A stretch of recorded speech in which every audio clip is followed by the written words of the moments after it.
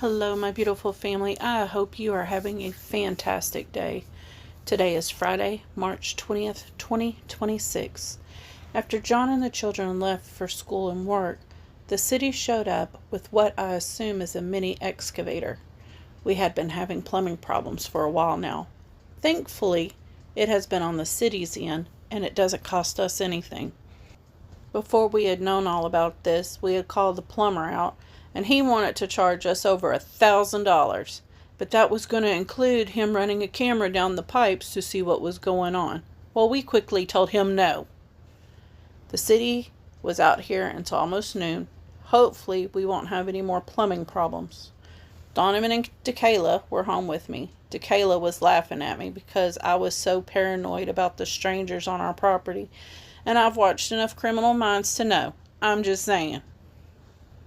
Damascus and Declan went to the middle school dance. Danica brought home her packet for her letterman. She lettered in band. Destiny, Dakota, Dakayla lettered in choir. Dante lettered in esports. He went to state playing video games. Danica is the first to letter in band. Well, that is all for today. Until tomorrow, goodbye, and I love you.